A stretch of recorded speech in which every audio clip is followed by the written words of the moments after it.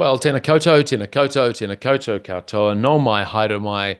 Welcome to AI and the Future of Work. This is a 1 hour discussion with a couple of very interesting people. I'll get to David Cook first. Now, David is the CEO of Radian Arc. That's a digital infrastructure and cloud gaming company. He's had 30 years in the tech industry.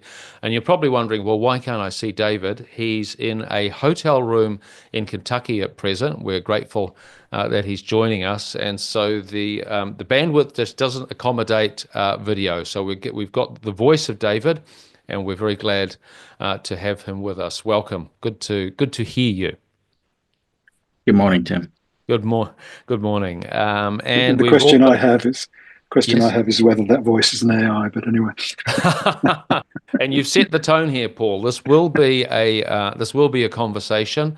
There's nothing more tedious than furious agreements, so I want you to jump in and cross swords with each other. Paul Henderson is our senior fellow, whom you just heard from, is our senior fellow at Maxim Institute and the author of our recent paper on AI and the future of work. Now, we titled that with a double entendre, Gone for Good, because we're assessing both the disruption and the opportunities in this technological revolution. And revolution, it clearly is. Artificial intelligence is here. It's automating complex jobs in law, finance, journalism, logistics, and more.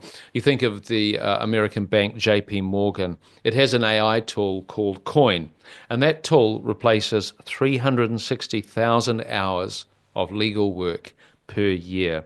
So white-collar jobs are in the crosshairs. It's not just, I think, the size of the technology, its ubiquity and the speed at which it's being adopted. So a comparison Paul makes is that artificial intelligence will become as invisible as electricity and as ubiquitous. Now, the issue with electricity is that took 60 years for mass adoption.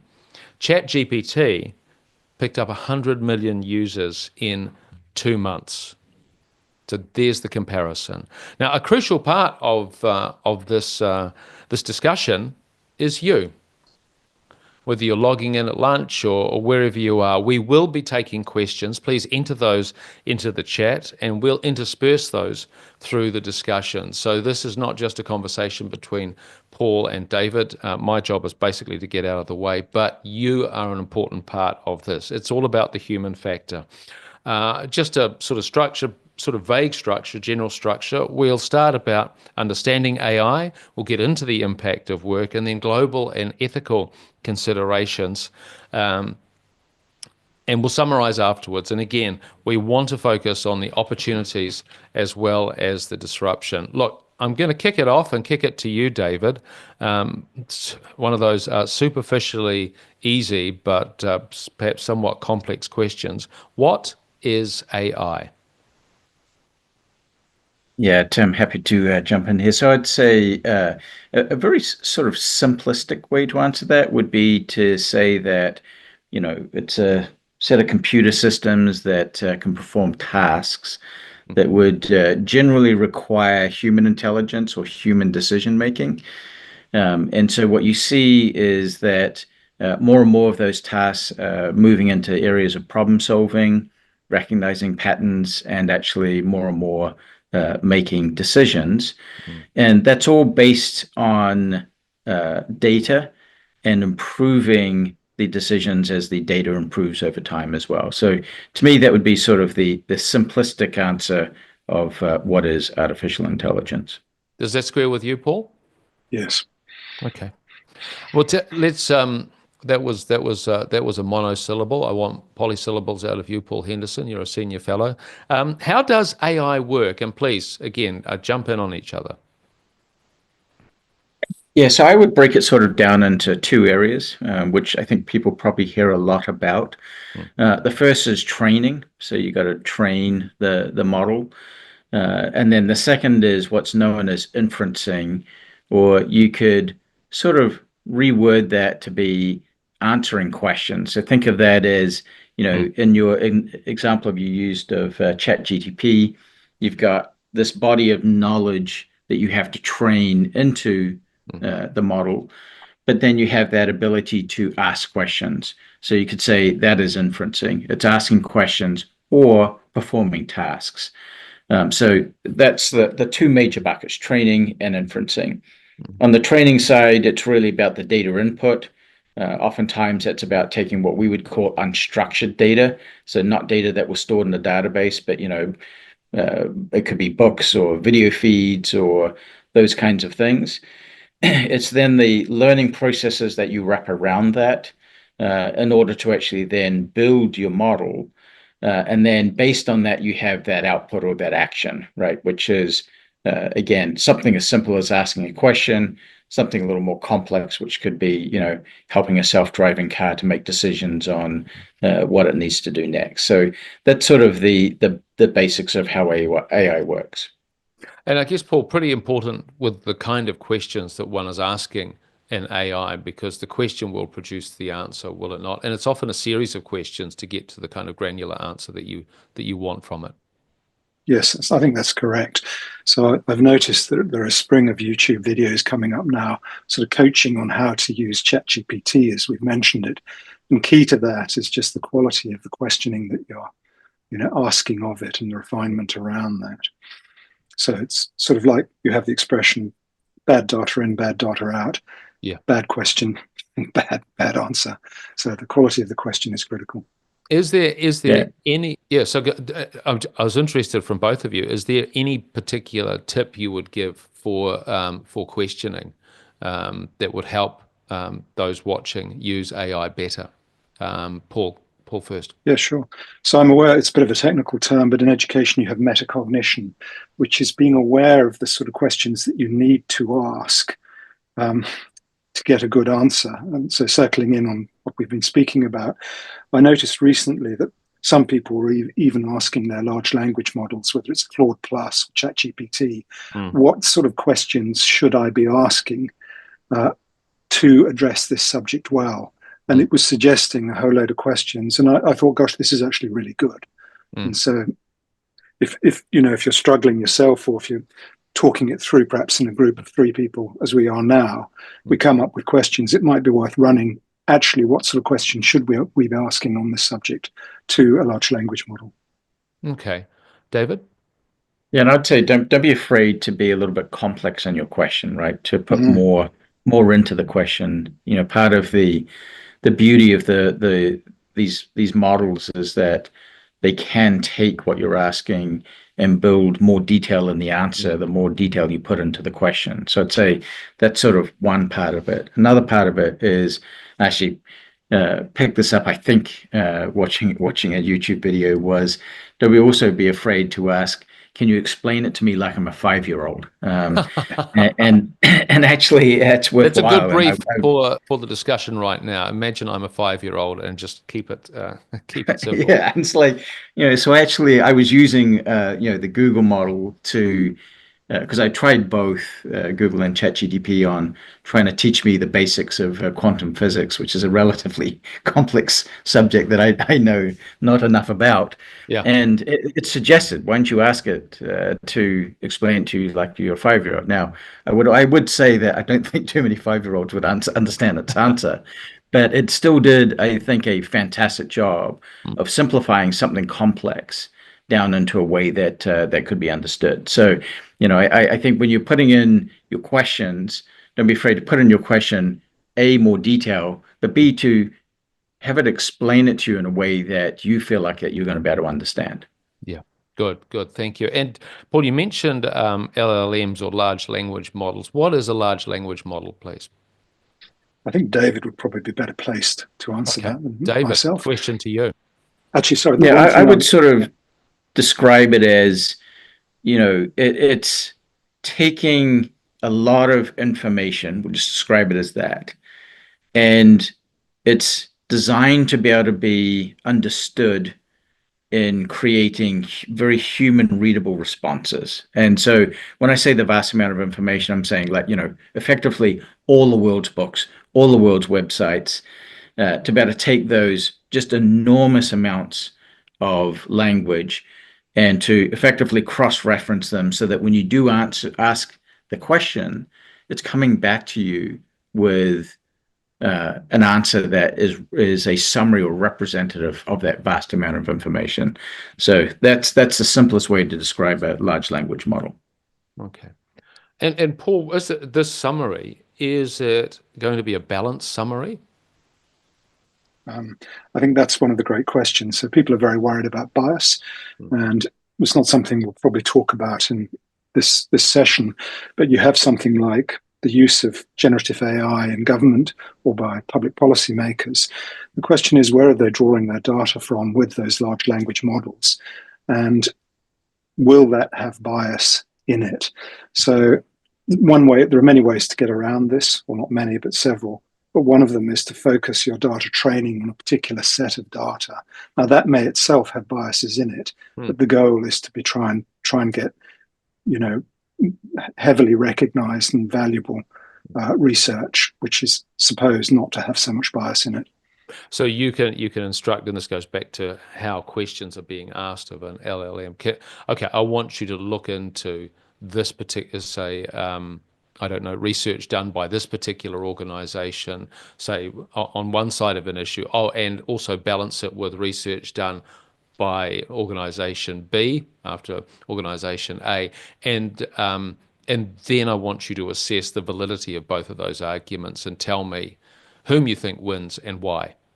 Yes, you can do that. And the why is important, I think.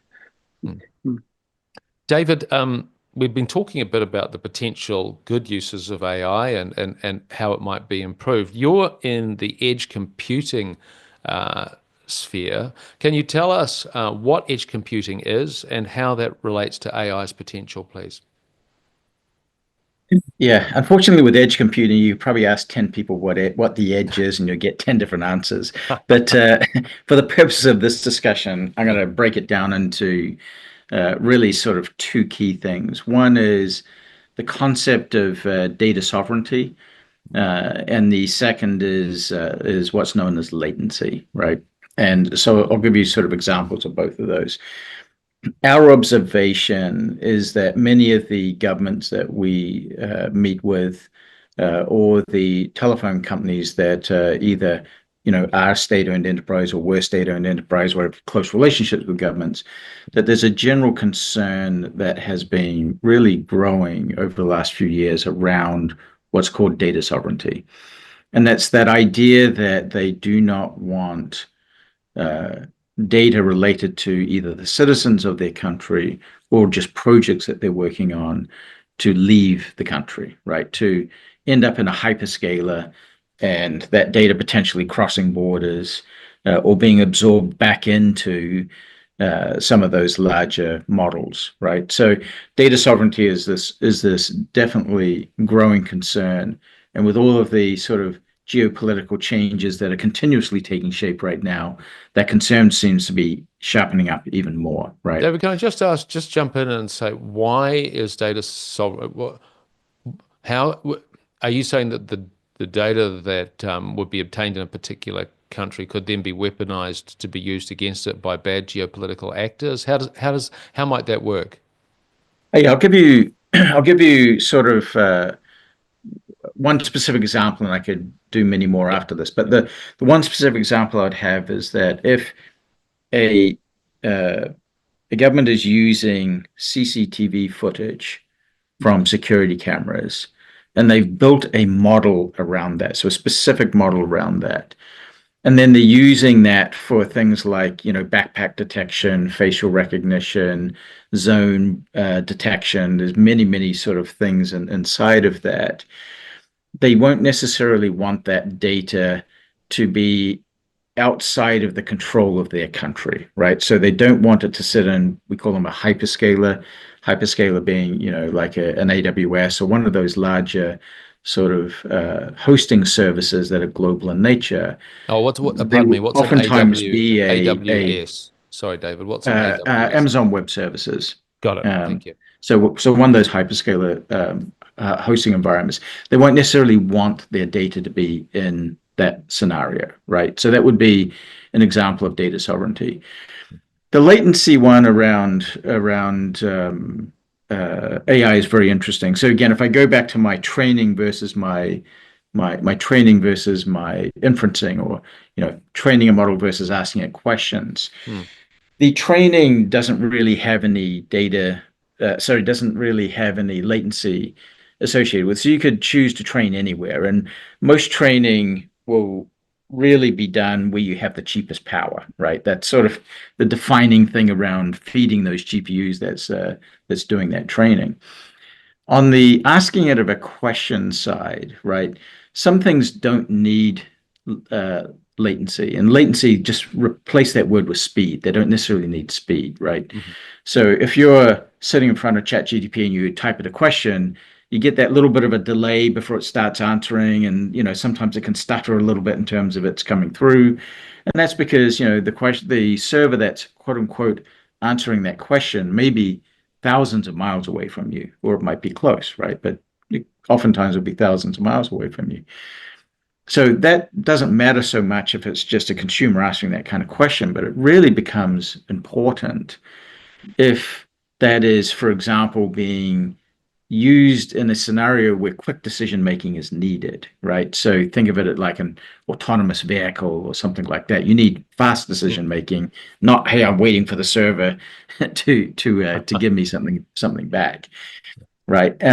That would be one example. The other example would be anything that is sort of virtual world related. So if I am using AI in the context of a game and a character in a game or something like that, or in a character that's in a museum or something like that that's giving you information, that needs to be very real time. And so therefore having those servers at the quote unquote edge of the network, most Oh, likely inside the actual telecom network, where you're putting it very close to the 5G connection or close to the fiber connection, that is what allows you to reduce latency, or again, swap it out with the word speed.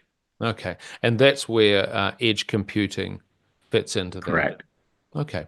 Yeah, Okay. exactly. And So assume think of it just as those two things, sorry. latency and data sovereignty. Yep.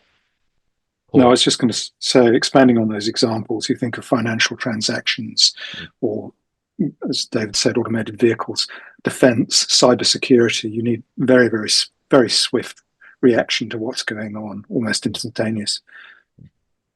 Yeah. And look, speaking of reaction, where the subject of our discussion is AI and the future of work. We're going to move to that now, given we've got some idea of the landscape and some of the technological possibilities there.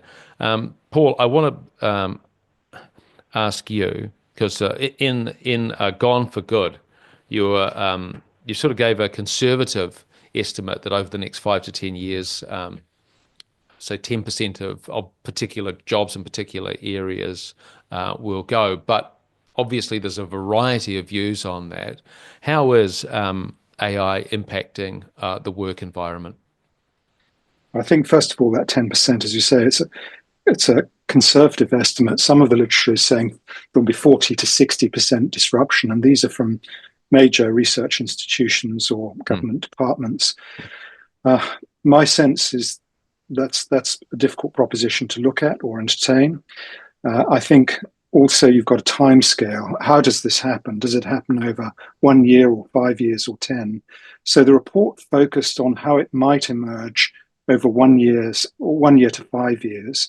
Two things I'd say about that. Yes, you can say there's going to be an intervention, perhaps 10% job disruption. And I can put some numbers on that and what that might look like in, say, financial services or something.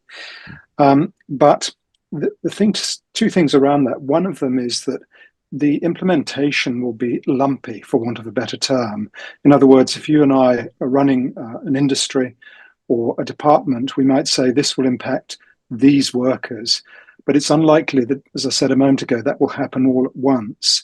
Or if you're thinking about redistribution of work, supposing, actually, I'll go back a second. Forgive me if I'm not being clear. I'll start again. One of the key things that researchers think about in relation to AI and work is they ask, what tasks do we do as individuals? And they've broken that down into industries and then occupations. So you'll have occupations which cross industries, but they're different segments, the industries. And they've looked at an ONET, which was an American sample, looked at 225,000 people and the tasks that they perform. And they broke it down into 970 tasks that different workers do each week. And then they looked at a sample of 48,000 roughly in the UK. Now, why that's important is because, as we said right at the beginning, AI is beginning to do things that we traditionally have done on the more intellectual or mental levels. So it's not just about automation of robotics in car factories. It's about doing the accountancy work, the financing. This is the decision making that David was referring to earlier in his definition of AI. Yes, I mean, it goes back to taking data, analyzing it, summarizing it, and then drawing conclusions and recommending decisions from that. But going back to the tasks, what they've looked at is they've said, well, of these tasks in the near-term future, how many of these can AI do now? So Stanford University, in its State of AI report, worth looking at if people are listening and want to look at it, you can find it. It actually indicates that there are a number of things that we do now, which AI does as well or better. Now, that's not everything we can do, but it's a lot. So it's like saying, what tasks are people doing? Tim, AI can actually do 30% of the work that you do. And so going back to the point that I jumped off from on this, and that is that supposing you and I have 10 or 15 employees, we may find that in the next 5 years, half of those employees, AI can do 30 or 50% of their work. Now, what do we do with them? Do we dismiss them? Do we restructure? Or do we reallocate work? Do we keep some, move others? So back to my previous observation, I think there'll be a lumpiness in the way this emerges. Second thing I want to say on a more optimistic note, and we can go dig down into detail of where AI can go in different occupations and industries. But the second point is, I think also, yes, there will be very significant disruption. I think the AI, I don't know what you want to call it, age movement, is evolving. It's here. It's not going to go away. It's going to be ubiquitous, as you said earlier. But the second thing about that is we don't know what productivity and new roles will emerge out of that. I can talk to some that might come, but so we can say, well, there's 10% disruption, but you might find it's not a zero-sum game. You might find there's a whole load of new jobs which come out of it. David, and look, before I get to you, David, your input into that, I do want to note questions. If you have a question about what's being discussed, you could say, oh, look, I do role X. Will the robots be coming for my job? What should I do? We're quite happy to take questions like that. David, AI impacting work.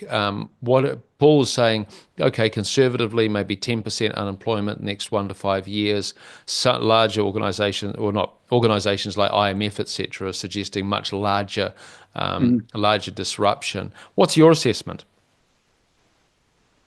Yeah, look, I've probably, like all of us, sat on enough panels talking about the future of whatever it might have been at the time, music business, film business, etc. And what you generally learn is that there's probably some things but there's always a lot of surprises, and it never quite works out how you think it's going to work out, right? So, and so what I would say is that I don't know that I'd put a number on it. I think that there is a lot of discussions that are taking place where we see our customers sort of thinking things through. Okay, what could I do with things like customer service or retail or marketing, simple things like data entry, little more complex things like manufacturing or transportation, etc. So clearly it's quite widespread in terms of its impact.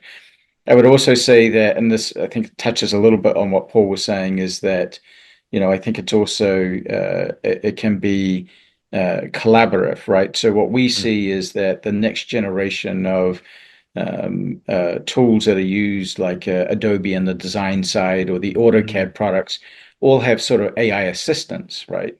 And what they can do is actually help you with design and help you do the boring, repetitive tasks out of design, etc. So we don't see it as completely just replacement.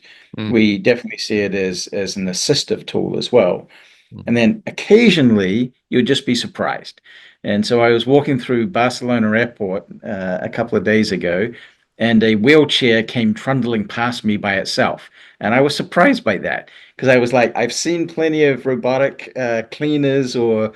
vacuum cleaners or whatever that might be, but I have not seen robotic wheelchairs running past and like literally navigating crowds and all of those kind of things. And I would say I was definitely caught off guard for that because I would have thought that that was a long way down the list of things that would be replaced in Mm. terms, traditional human labor. Yeah, yeah. David, we've just lost a bit of your volume at the moment. I don't know if you've turned your head away, but Oh, no, yeah, sorry. there we Hopefully it's go. not a connectivity issue. Yes. So this is the Wi-Fi in the motel in Kentucky. Yeah. Interesting. My brother and sister-in-law were in San Francisco recently, and they took a Waymo taxi, which is the driverless taxi, and was a fine experience, and it was actually cheaper than a human-driven taxi. But then they got into one with a human, and actually, I shouldn't even use such a clinical term, with a person. And this guy was like, oh, so started telling about the history of particular areas and was a larger than life personality. And they were saying it was a very, very different experience. And if they want that human touch, they would definitely go for a taxi piloted by a human. I guess that just sort of feeds into like, oh, is it always going to be about efficiency and numbers and, replacement? No, it's augmentation. In terms Yeah. of the occupations that are at risk now and in the future, because I know that we sort of think, Paul, that there are some jobs like, say, being an airline pilot. Well, phew, I'm glad I'm an airline pilot because AI won't have any impact on that. But that's not your prediction, as I understand it. Yeah, I think in terms of jobs which are most vulnerable, you've got the back office jobs, you've got secretarial jobs, you've got call centers, and admin type roles. Those are probably going to come under stress, I think, quite soon. I was listening to an event at Queensland University of Technology at the end of last year, and there was a man speaking from Accenture, and they employ 700,000 people worldwide. And he was saying that they're introducing 150,000 AI agents into their workforce, which they're anticipating will be fairly disruptive. And a quick word on AI agents. They're different from the sort of automated call centers, which just dragged up a few facts, which used to send us mad and incredibly frustrating.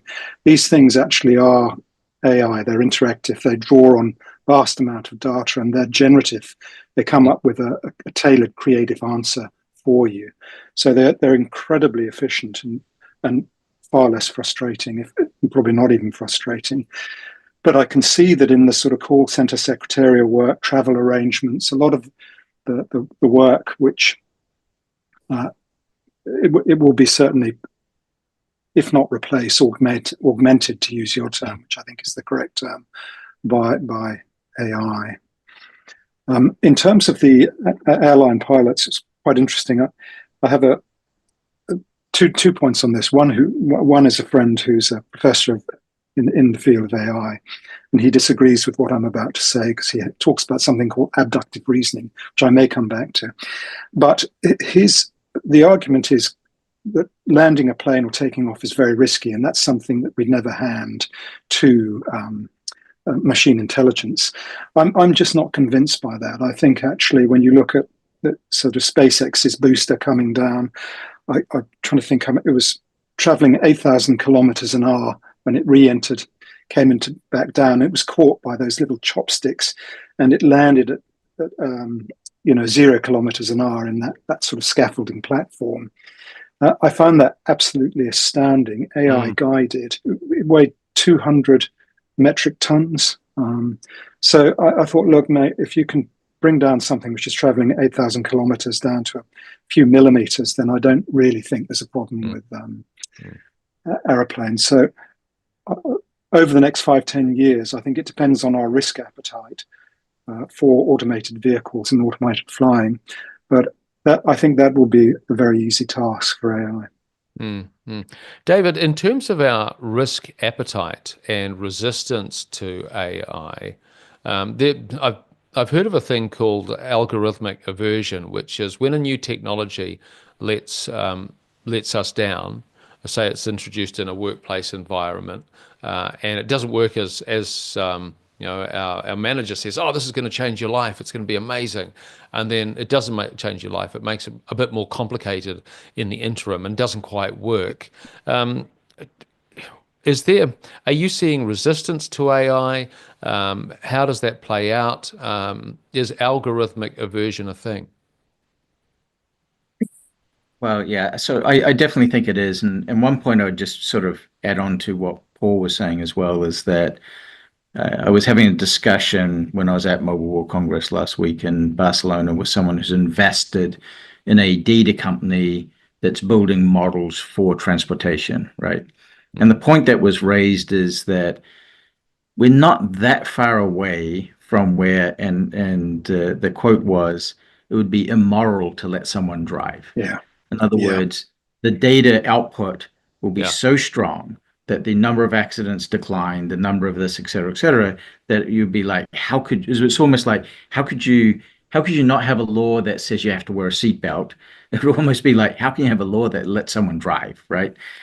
I'm not saying we're there yet. Don't take that from me, but I'm saying that was the tone of the conversation that I was in. Mm. I was like, yeah, look, I mean that ultimately makes a lot of sense. So I think that Well, that makes I a lot of sense, David, but I've actually found I folded my arms when I heard you say that because um, I, I, I immediately think, well, what's the capacity for humans to exercise their agency in such an environment? Yeah. yeah, look, I, I mean, I again, I think it's I think it is what is the task, right? But I think Mm. that is that is sort of the potential future that we could see in front of us in transportation, right? I, I just Sort of want to like say, so I think it's not just in transportation, it's in medicine.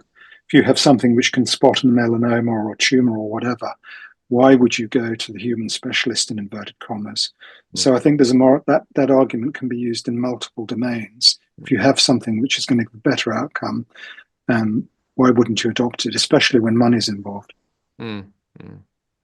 and then I think there's this sort of second point building off that is that there is definitely a demographic. I don't know if that's the right word, but a group of people who are comfortable learning and that early adopter thing, learning new Mm. technologies, right? And I was just having this conversation with a mutual friend of Paul and I's about a Tesla, and those of us who've actually had a Tesla and you've used its some of its driving features Mm. is you sort of understand where it's at. You understand, okay, these are the limitations that I experienced a year ago.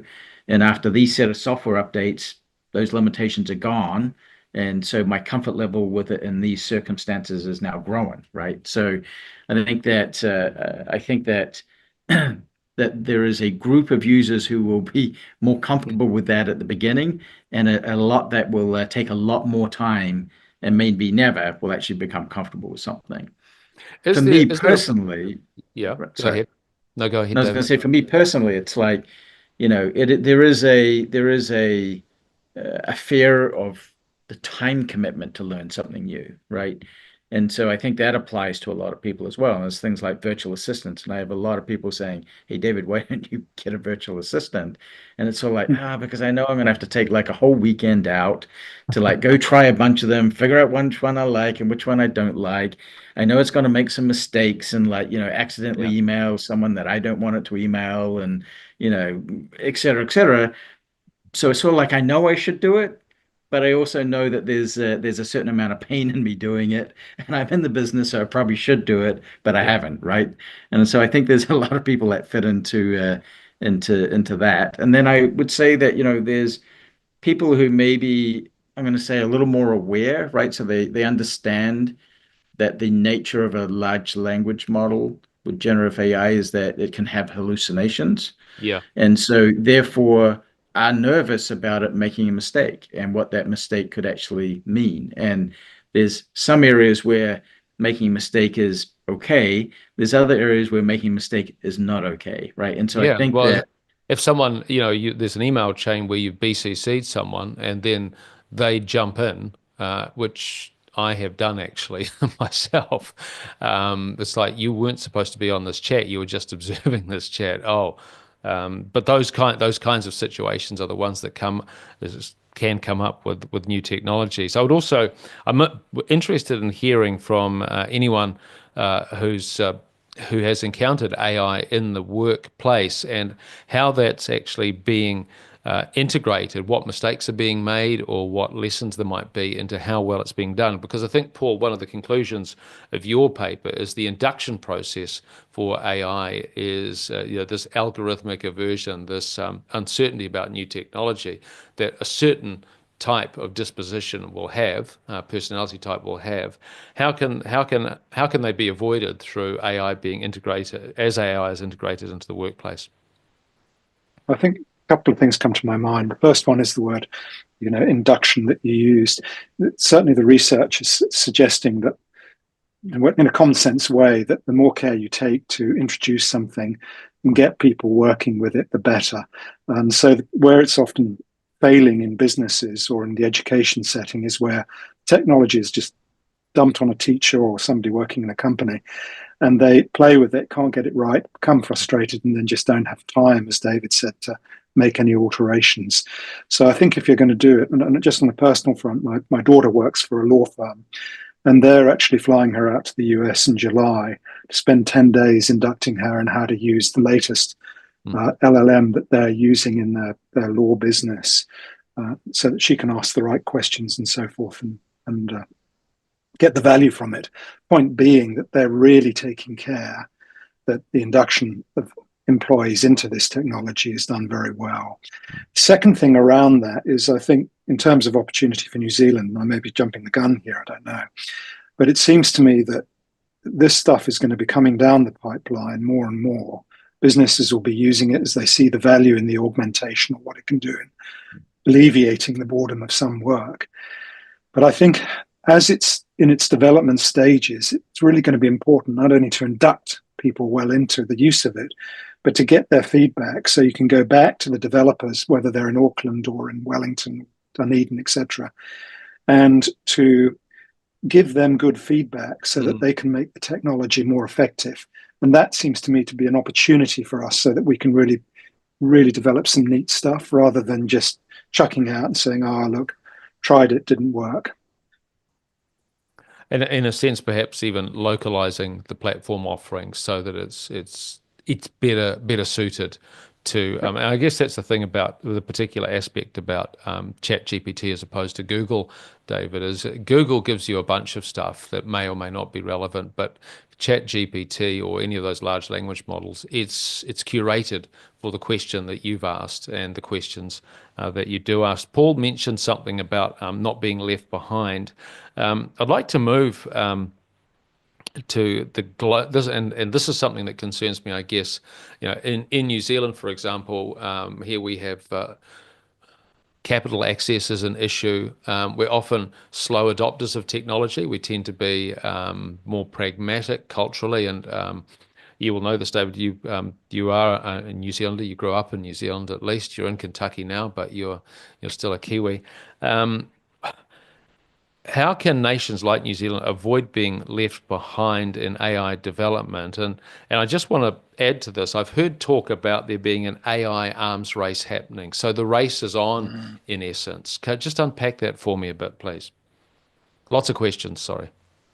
Yeah, no worries. I was just thinking, let me sort of answer them in bits and pieces. So, Sure. first of all, I do think there is a form of an AI arms race that's taking place, and I would say that there is a quickly growing level of awareness that there needs to be a strategy that is deployed for different countries. So we work with 81 different telcos around the world across 24 different countries. Actually, I think it's grown to like 40 countries now. So spend a lot of time understanding what we see happening. So on one side of it, you've definitely got quote unquote massive investment. I mean, everyone's probably aware of, $500 billion with Stargate, or UAE with $52 billion investment, KSA with $100 billion investment. So you sort of hear these massive numbers on one side and go, oh my goodness, well, how could we compete with that? And then on the other side, what you hear is, things like DeepSeek, which, one could argue as to how much they really invested. But, what you definitely see is that technical innovation can absolutely create astoundingly powerful results with fractions of those kind of investments, right? So that would sort of be the first part of it for us. So what you're saying, David, is that money doesn't always win. Yeah, exactly. You throw more money at it doesn't necessarily solve the problem, right? And it is a little bit of a three-dimensional, chess problem. So, on one side, what we are seeing is sort of a commonality of most of the governments that we talk to saying, we want to be able to put something into education, we want to be able to put something into healthcare, we want to be able to put something into traffic, into security. We want to be able to put something into agriculture. So sort of some common themes that we hear across every country that we go into, right? So we do detect that, and therefore we do see that it is extremely helpful if there can be some kind of collaboration between the government and sort of the programs that they would like to see be effective on one side, and with the telco as being sort of the local organization that's the best equipped to be able to deploy that, right? Generally speaking, because they have data center space to be able to put GPUs, which are consider those like the pieces that you need that actually do the enable the thinking. It might be the right way to say that. So, they've got that, plus they have the connectivity, right? They've got the 5G connections to the consumers, or the fiber to the offices of the buildings, et cetera, et cetera. So they're sort of well placed to be able to help with that. And we definitely have seen sort of hubs of innovation, especially in Saudi Arabia, especially in Dubai and Abu Dhabi and places like that. But we've also seen, even places like Malaysia, with Telecom Malaysia, be incredibly innovative in terms of bringing solutions that they can take to the universities, collaborating with the government in order to be able to come up with technology programs that can bring these sort of products to the market in those countries. Mm-hmm. And I think it's that when you talk about government, I guess one of the interesting caveats of that is whether government, which can tend to move quite slowly, can keep up with the exponential speed of the technological advances here. We've got a question that's come in. I want you to both jump on it. Just a note as well from Bryden. Did you see the Qantas plane land in your cyclonic winds the other day, Paul? Perhaps he's inferring that, well, can you find me an AI that could do that? But the question that I want us to just focus on at present is, do you have advice for young people about to prepare to enter tertiary study and the workforce? So people who are on the sort of the cusp of this revolution now, what advice? And again, let's emphasize opportunities as much as aversions. I'll go first, I think. It's a great question. So if they're going into the university front, depending on their aptitude, I think there's still going to be room for the arts, and they actually might become more and more important. And I'll explain why in a moment. The other side of it is, if you perhaps have more of a science bent, then maybe data analysis, data science, computer science, engineering, mathematics, those sort of areas, I think, will be in high demand in terms of the labour force. Those are the predictions. With regard to the arts, and we can come back to this in more detail, it may be that if we see more and more machine intelligence or AI augmenting the workforce, and doing jobs which we've done, that actually there'll be more room for us to focus on what's traditionally been the arts. So performance music, theatre, sculpture, carving, painting, etc. And the reason I say that is because, yes, you can get AI-generated art, but I think we value live performance and so on and so forth. So you might actually see, in a way, more time and more opportunity for a flourishing of the arts in New Zealand, particularly, and that might be very beneficial even in, sorry to sound sort of in a way so commercial here, but you can see tourists might come and say, actually, this is fantastic. It's such a vibrant place in terms of the humanities. Yeah, I guess my question there is just how that is monetized and what the audiences for that would be, and that would the other part of it is actually, you know what, it escapes me. But I guess in terms of, oh yeah, the second part of that though is something I've observed is as our cultural experience becomes increasingly digitized, there's been a rise of the artifact. So the non-digital thing, it might be an item bought from an op shop, or it may be an actual book rather than a Kindle. In terms of, David, I want to get to you about this. What advice would you give to young people who are on the cusp of that? Any responses to what Paul has said? So what I would say is, for me, the greatest way to learn how the practical AI tools could be useful, so like a ChatGPT, etc., was to pick a subject. So again, I chose physics Mm, and use it to teach myself, because that process taught me how to ask good questions. mm, And that process taught me how to understand how it can be useful in, gaining knowledge or performing tasks, right? So that's something very practical. Pick a subject that maybe you didn't do at school that you're interested in finding out more about. Again, I just chose that particular thing because I was interested in it. But another great example would be, I was talking to Paul about this recently over the Christmas break when I had some downtime. I actually picked up sort of like an interest would be the right word in archaeology. And so I started asking the different AI engines a whole bunch of questions about archaeology and how do they know that something is this old, and mm, what are the different methods of understanding age in a pottery or whatever it might be. And again, it was something I didn't know anything about, right? And but it sort of is very practical in teaching you how to ask good questions, mm. how to then build on those questions, and takes you down some surprisingly interesting pathways that you may not have even been aware of. But what that then allowed me to do was, in my regular job, I find that I'm a lot quicker in being able to use those kind of tools in my job because I've learnt how to be Mm. effective in answering and asking them good questions.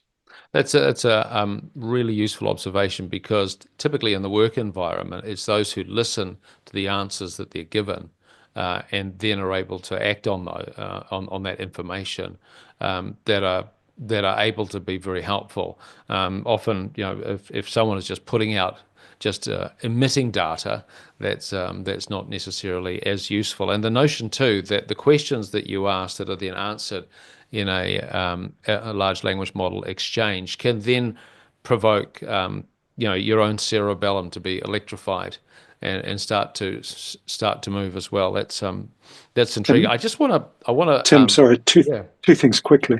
Mm, One of them important point that David, I think, is making is that we shouldn't run from AI. yeah. And if we're talking about preparing for this, how do we do it? I think engage with it, learn it, interact with it, recognizing its risks and limitations. Mm, Second point, just back to Bryden a moment ago and his question on the plane. I've landed in Edinburgh in thick fog and the plane was landing fully automated. Now, it wasn't a hurricane type wind, but it was certainly pretty frightening.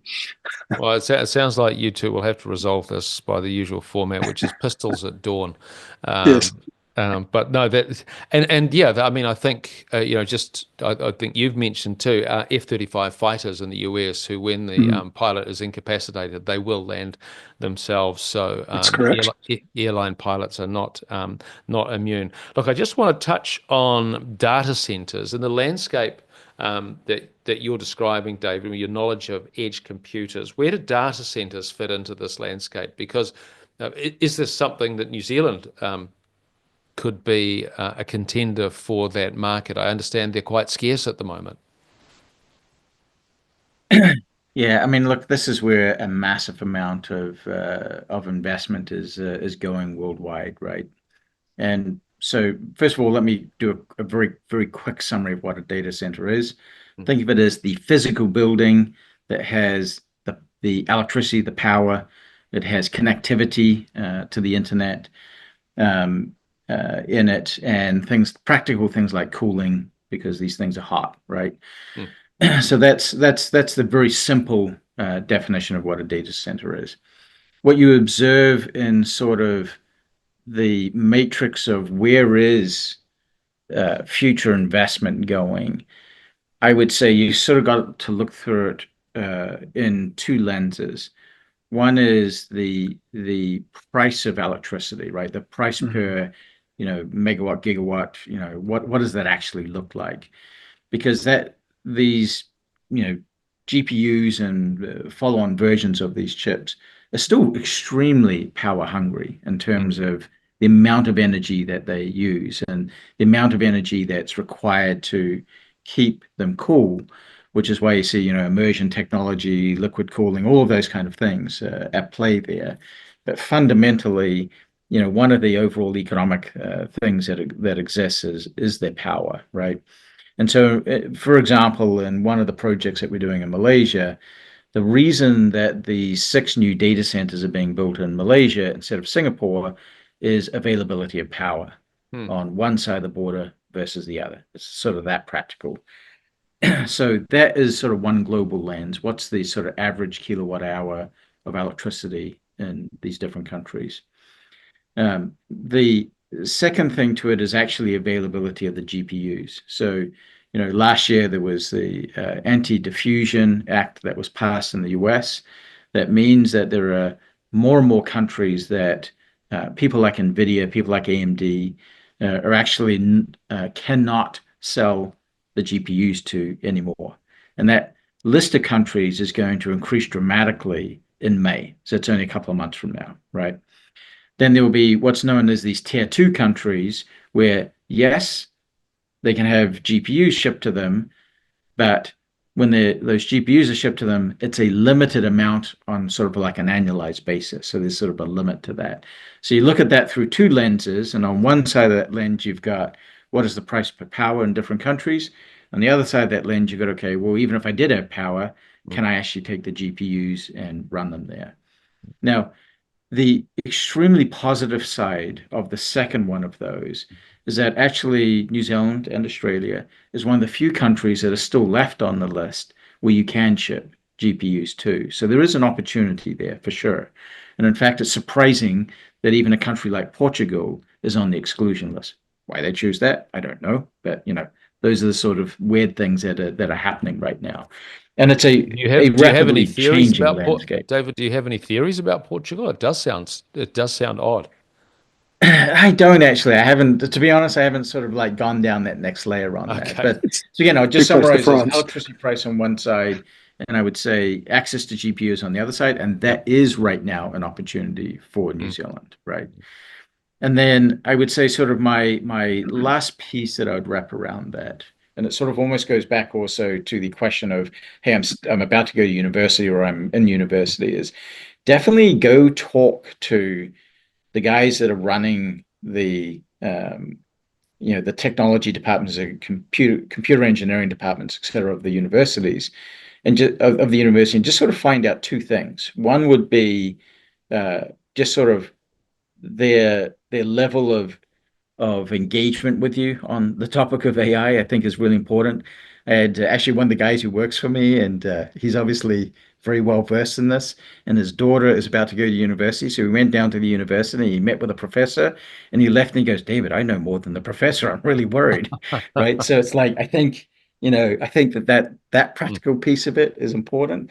And secondly, what they have access to, right? Because ultimately, it's sort of like, think of it as like, well, if I went to a wood workshop and I didn't have access to wood, I don't know how good that class is going to be, right? So, Yeah. one of the practical things that we're doing in places like Malaysia is actually making sure that the universities actually have access to GPU capacity, right? So, if you want to build a large language model, or you want to build a training model, or a training workflow, or any of those kinds of things on one side, you're going to need access to GPUs, and a lot of universities just don't. Or the ones that they have access to are so old you can't really do anything with them. That's on one side. On the other side, same thing for design students, right? So as I was sort of alluding to, the new versions of, whether it's Adobe or whether it's the AutoCAD projects, they all have these sort of um, AI agents that can help you with your design process. And they're all very GPU hungry. And so again, if the university doesn't have access to those and you're a design student and those are the sort of things you're doing, then you're really going to be limited when you come out of the far side of those courses as to how much of that experience that you gained with those versions of the software that are very AI centric. So I would say sort of the opportunity for New Zealand hopefully would be that they really make sure that there's good availability of access to GPUs inside the universities. I think that's really critical. And I also think there's a massive opportunity right now for New Zealand to be one of those places that does have training farms available in order to do these kind of workloads. Thank you, David. Can You I, actually, can, and you've anticipated the question that I wanted to wrap things up with, because we are coming to the top of the hour, 1 o'clock, which was, what's the one thing you would advise to New Zealand?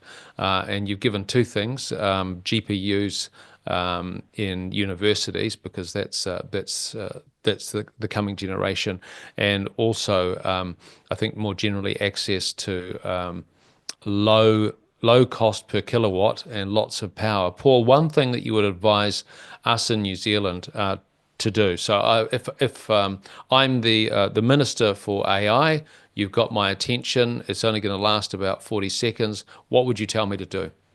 I'd come back to the second point you made on power. We have the fourth most expensive power bills in Asia Pacific, and it seems to me we've got geothermal, we've got hydro potential, and so forth. Our electricity costs, if we can bring them down, because we're cool climate, because we have good infrastructure, good education system, etc., etc., I think we could do very well with data centers and become also the legislation around privacy and data sovereignty. We tick all those boxes, but I think our electricity costs are going to be critical, not just for AI, but for productivity general in New Zealand. Mm, mm. And that actually sounds like an excellent topic for a Maxim paper. We should discuss that. Look, in terms of, for those who are listening, and you can't watching, you can't anticipate the audience. But what is the one thing that you would advise for those watching in this technological revolution? Just a general piece of advice to stay ahead of it. I think, David, you've touched on a few things, but for say for people who are not in the anticipating entering the tertiary sector, people who are at work in their 20s, 30s, 40s, what's the one thing that they should do, David? I would say, I'll repeat myself and say, try it with a topic that's been of interest to you that, you'd like to find out more about, and see how it can act as a sounding board to learn. That would be my recommendation. Okay, and maybe something a little less chewy than quantum physics and archaeology, but I'm impressed by the variety there. Paul, what would you advise? I think I'd be slightly more abstract, and I'd say, don't be anxious. See this as something which can really benefit us and society generally, and to learn how to work with it. Mm, mm. So I guess in a sense too, it's practice, practice, practice, practice. Gentlemen, thank you very much for your time. This has been a wide-ranging and probably, unfortunately, very civil discussion. I wanted a bit more sort of fisticuff, but I think you and Bryden can sort that out, Paul, later. Shirt sleeves rolled up. David, thank you for coming in to us at dinner time from a motel in Kentucky. We wish you all the best with your work with Radian Arc. This is David Cook, CEO of Radian Arc, 30 years in the tech industry, and we really appreciate your wisdom on this. And Paul Henderson, thank you very much again for the ability to be serious but droll at the same time. And I would direct all of you to our paper, Gone for Good, AI and the Future of Work. There's much to talk about, much to anticipate, and much, much more coming from the Maxim Institute. My name's Tim Wilson. I'm Executive Director. Thank you very much. Thanks, Tim. Thank you, Tim. Thank you.